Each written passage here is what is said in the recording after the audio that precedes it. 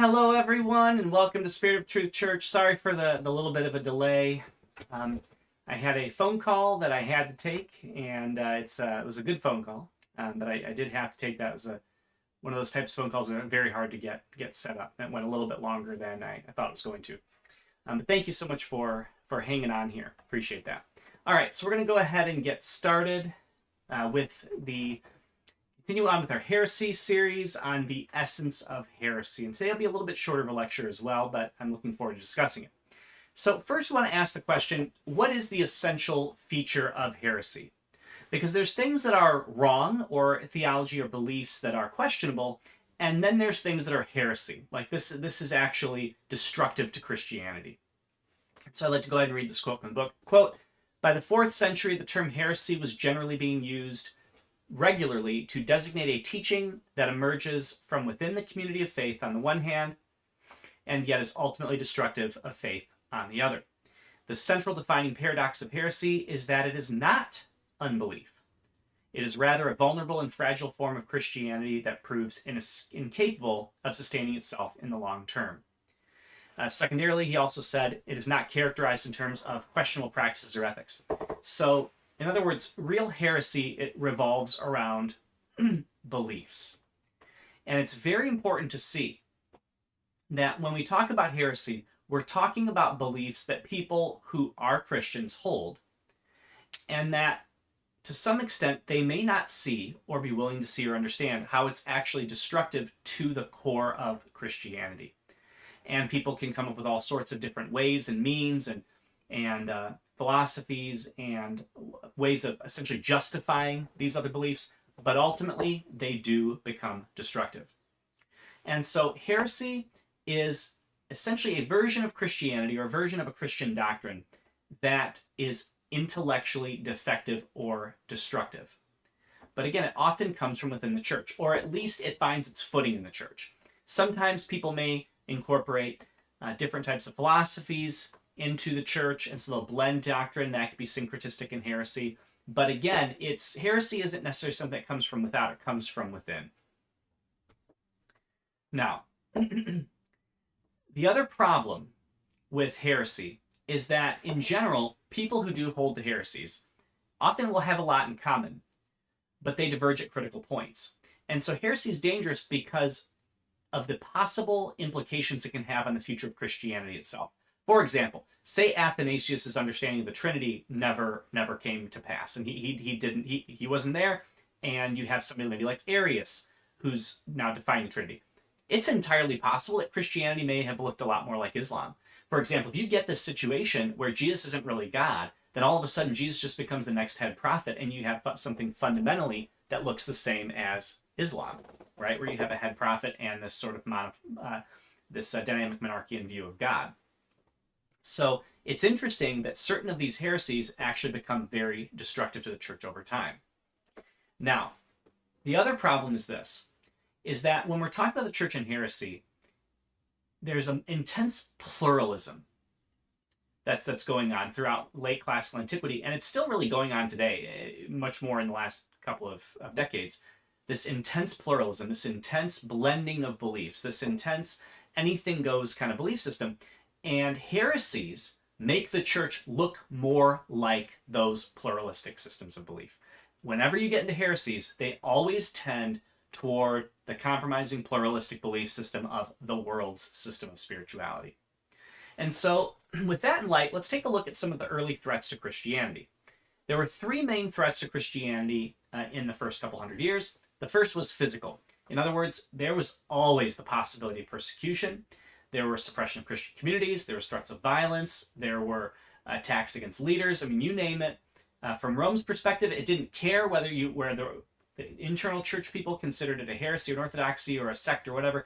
They said, well, it's all Christianity. We're going to persecute all of it because it's an illegal religion. It doesn't have protection from the government.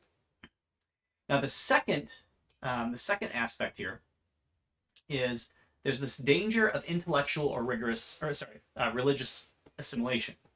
So in the very, very beginning, there was a pull toward going back to Judaism, to reverting back to Jewish roots.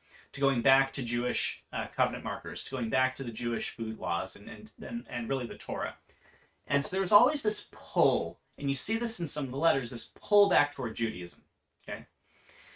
Secondly, though, there was also a danger on the opposite end, where you had a bunch of Gentiles coming in, and the pull there was to reassimilate back into Greco-Roman culture.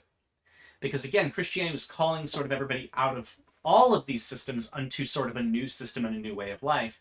And there was always this potential of falling back out into either the Greco-Roman pluralistic syncretism with its morality or the Jewish legalistic structure of Second Temple Judaism. Now, typically, when you see a church begin to culturally assimilate, it often leads to the church going extinct. So what do you mean by this? If we take a look even in the modern era, and we see things like the social justice issue, we see things like the racial reconciliation movements and all this kind of stuff that's going on. We see things like, the new spirituality, right? The blending of New Age principles to Christianity. The funny thing is, all of these churches, all of these religious movements end up looking just like the world. And therefore, even though they have their kind of explosion for a time, it's going to end up dissipating. It's because when the next new wave or fad comes through and that becomes de-emphasized, they're just going to become the next sort of social club type situation. And you'll find that they then decline. And we've seen this even. We've seen this in the large denominations, which have been in decline for many years, many decades. And we see that these large denominations, which essentially began to look like the world, have continued to go. You would think that the mainline denominations would be doing great. You would think that the mainline denominations, which have embraced homosexuality, they've embraced false views of critical race theory, they've embraced all of these kinds of things, you would think they would grow. But the funny thing is though they may have some growth in certain areas, in general, they're on the decline. And the reason is because you can have those things without the church, right? You can have your whatever sexuality you want without the church. You can have your social justice theory without the church. And in fact, the church only seems to act as sort of this weird sort of place where it exists, but it doesn't really fit all that well. And so you end up just having less and less of the Bible, less and less of Jesus, and more of those other things. And then, well, what's the point? Why even go to a church like that? Why not just go to your social club, or why not just go to the source of these ideas? And that eventually is what happens. And so it's interesting to see that once you start culturally assimilating, you actually start to destroy the church. Now, Tertullian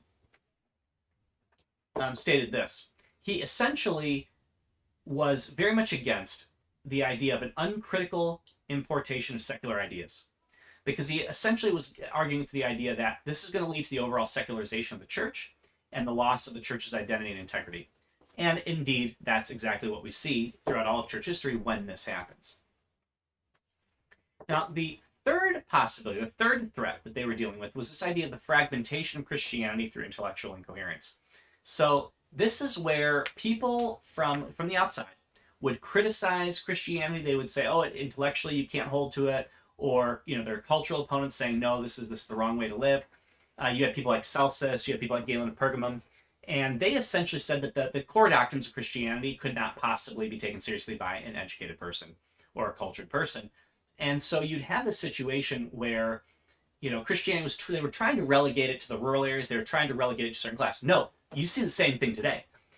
Ultimately, and this I think is actually very important, ultimately, you need to have the engagement of people who like to think deeply, just as much as you need to have the engagement of people who simply live out the gospel or live it out. You also need to have people who like to think deeply about the Bible, think deeply about theology. And it's when the attack often comes not on the everyday person, but it comes on the intellectual and rigorous understanding of Scripture and doctrine. Why? Because those are the people that are going to be teaching everyone else.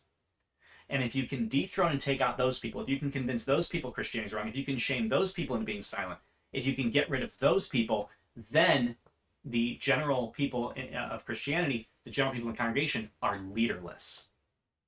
And so that's one of the reasons why the attacks come in that way. Additionally, if you can relegate it to the fringes, if you can relegate it to the rural things, you can say, oh, it's insignificant or unimportant because it doesn't have a place in the city. and that's another big issue as well, is getting it out of the cities. So many people are in the cities. If you get it out of the cities, you essentially isolate it out from large swaths of people. So there was a lot of worry that essentially these heresies were going to cause fragmentation. They were going to cause, different churches that were kind of fighting each other or at odds, all of that kind of stuff. That was the kind of thing that was going to come to dominate this. And so there were worries there. And obviously heresy factors into the second and third issue. Now, what about heresy and orthodoxy as doctrinal concepts? Well,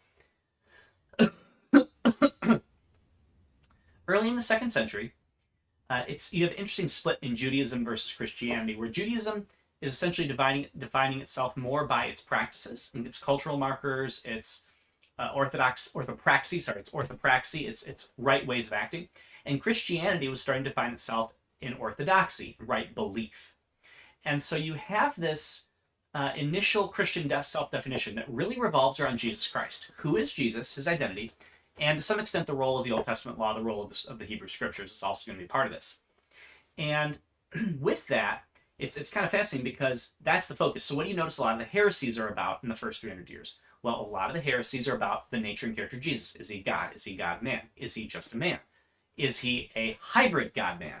Is he a fully God and fully man? Like, a lot of the heresies revolve around Jesus because that was the definition of what it meant to be a Christian, was who is Jesus and the gospel. Now, there's also an attempt to distinguish the church from the world. And so the early Christian communities didn't really have this precise and elaborate doctrinal formations that you will in the later, centuries. And so their meetings, the fact they were meeting together in isolated things, the fact that they were worshiping in the way they were, that was the separation. That you could call Jesus Lord was essentially the separation in the early church from all of the other things. But these doctrinal distinctives began to get reinforced by these sociological distinctness. So here's the issue. The Essenes, for example, if you remember the Essenes from the Jewish sects, they sort of isolated themselves. But Christians aren't going to do that. They're going to remain physically in the world, living among unbelievers, living in the masses of all of the crazy theologies and philosophies and everything else. And so what was going to happen is their doctrines and their beliefs were constantly being tested.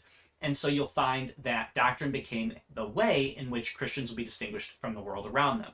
Because again, you can't always see someone's morality. It's not necessarily right on display. You can in certain situations. But in terms of what a person promotes or what a community promotes, that's much more open and on display in terms of this is what divides us from the other groups. Because again, there were aspects of morality that differed between the different churches, not in terms of what sin was per se, but in terms of how they walked out their prayer life, for example, or how they handled the reading of the scripture, or what types of documents they used in church. Things like that might differ. But they really did double down on the creeds and traditions as the unifying factors. Now, additionally, you're going to find that in the 100s, 200s, and 300s, that Gnostic communities are going to also start forcing these Christian communities to develop these creeds and fundamentally authorize statements of faith.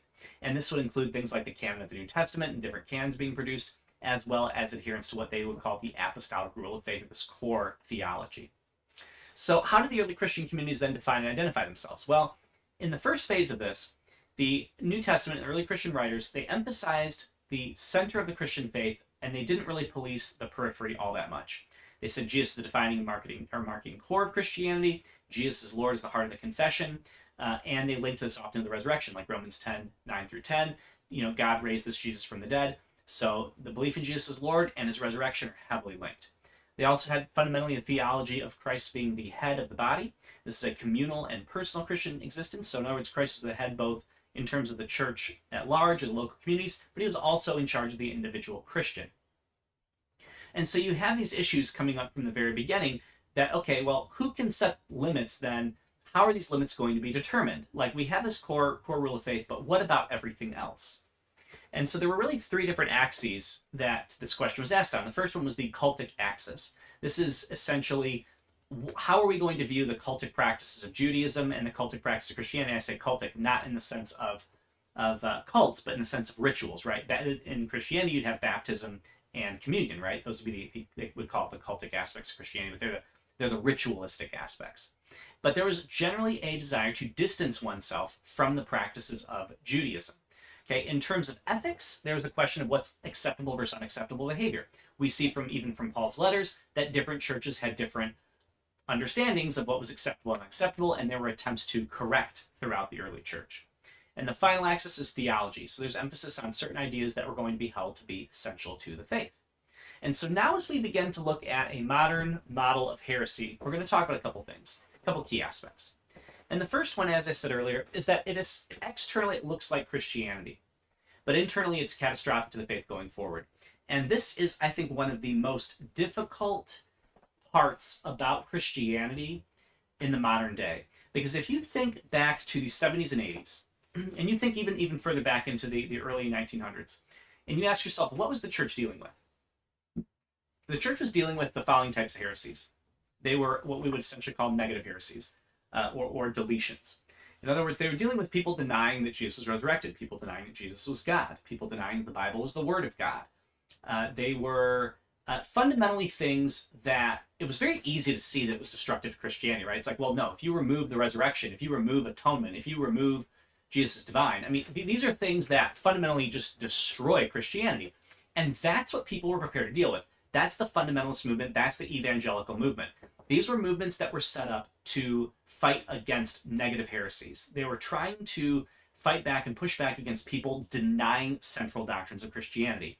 But what they were woefully unprepared to deal with were positive heresies. And this is very evident as we move from the fundamental stage to the evangelical age. So fundamentalism could essentially deal with these heresies, the positive heresies, and by positive I mean additions to, trying to syncretize Christianity with other things. Fundamentalism deals with this by simply saying, we don't allow anyone other than if you believe exactly what we believe, and that's the end of the story. And it becomes so isolationist that it's just very hard for it to grow because it's too isolationist and it's too rigid and too strict. Now, they don't have any of those types of heresies coming in, but one could easily argue they actually have other fairly serious problems in terms of growth and in terms of actually evangelizing and other types of things. Like they actually have some issues on that end. The problem in the evangelical church is that it moved from a very good understanding of theology, a very good understanding of Scripture as grammatical historical hermeneutics and literal hermeneutics, and then it moved into this sort of thing where, well, evangelicalism is so large and other ideas began to come in. And so you start to see this sort of amalgamation of all of these other ideas and philosophies that then find a home in various publication sources and all these different ways. Maybe not in the pulpit immediately, but they find their way in a Christian publishing company. They find their way in a conference, or they find their way in various different ways. And so you have this stuff start to Trojan horse into evangelicalism, all these false ideas. And typically they're going to come from people who would use the church for their own personal gain or for power or to promote their own theology or something like that. These people tend to become very famous often, and their ideas tend to become dominant in the church. And again, the evangelical church had no good way of fighting against that, because the only true way to fight against that was a solid theological education for every individual member in the church. And as the churches ended up going seeker-friendly, as they end up trying to incorporate more things and they moved away from that theological rigor, you find that, heresy starts to explode. Why? Because people didn't have the intellectual undergirding to prevent ideas from really setting and taking root and causing lots of problems. So, given that, we have this issue in modern day heresy where people will often tell you it's very hard to tell what's heresy and what's not, where it's very difficult to say, every church has some wrong beliefs. Yeah, okay, every church does have some wrong beliefs, most likely, sure, but not every church has straight up heretical beliefs. And the problem is this stuff's all lumped together because people don't even know how to see the difference between something that's heretical and something that is actually that is just maybe wrong or a difference of opinion. For example, we can take a look at something like church government, whether it's Episcopal style of church government, a Congregationalist style, or a Presbyterian style of church government, right? Those would be things where certain churches would argue that other churches are doing things wrong. Maybe they don't agree with it, but they're not heresies. They're not fundamental, literal heresies that are destructive down to the core of Christianity, okay? However, when you start toying around the nature and character of God, and this is why I often tell people, we can have a lot of diversity in terms of how we do baptism, or in terms of how we do church membership, or in terms of how we do church government. But when we start talking about things like, well, what does the knowledge of God look like? What is the doctrine of salvation? Who is Jesus? What are the fundamental attributes of God, and how do we parse these out? It's not that every deviation on those things is heresy, but I think we do have to we have to come to these discussions with a higher level of understanding that any deviations we make from what's been previously understood could wind us up into heresy territory really fast. And so there has to be a rigorous examination of methodology. There's got to be a rigorous examination of implications of these things. And unfortunately, today, people are all too quick to simply jump to the whole, oh, yeah, it's totally fine, and there's no implications of it, and there's no issues, and we can just agree to disagree and believe what we want. And it's like, because it's like, say there is a catastrophic issue with heresy. We're like, well, I don't believe in the catastrophic ramification of my heresy. I just believe in my heresy. And that's a common thing, right? It's like, well, I believe this is right. I know it might have some implications that I don't like down the road, but I just ignore those. And that's the kind of thing that we can't do anymore. We can't sit there and say, well, I'm just going to believe what I want to believe, even though there are dramatic implications down the road. We have to be willing to come to the table and actually discuss and deal with these types of issues. Otherwise, we could be believing in things that could have serious ramifications. And the problem is when you teach these to other people. So one person might not have the belief in the downstream effect of the heresy, but when you teach that to somebody else who doesn't have that undergirding that maybe you had, for example, then all of a sudden, that person's going to go further and further and drift further and further away. And so these are just some of the issues that we're sort of dealing with at this point in terms of the church and evangelicalism and heresy. And essentially, heresy is going to look a lot like the church. It's very problematic because, again, for example, my background in spiritual practices and things like that, with my denunciation of Christian yoga, Christian Enneagram, the comment is, well, we made it look like Christianity. Well, yeah, you made it look like Christianity, but it doesn't mean that there isn't something fundamentally destructive at the core of it that actually is catastrophic to the Christian religion. That if everybody were to start doing this, you'd actually have some serious problems with both of those in terms of one's understanding of one's identity, one's understanding of God, and one's understanding of salvation. And so, this is where this whole heresy thing really starts to pick up, is now that we're in the evangelical age, we're in this age of constant positive heresies or additive heresies. How do we actually fight back against that? And so that's one of the things that I'm going to be looking into as well in the future. But we're going to go ahead and cap it there for today. Next week, we're going to be talking about the early classical heresies of Ebionitism, Docetism, and Valentinism. And I'm looking forward to that. I hope you join us for that as well. And thank you so much for joining us here at Spirit of Truth Church. And I hope you have a wonderful day.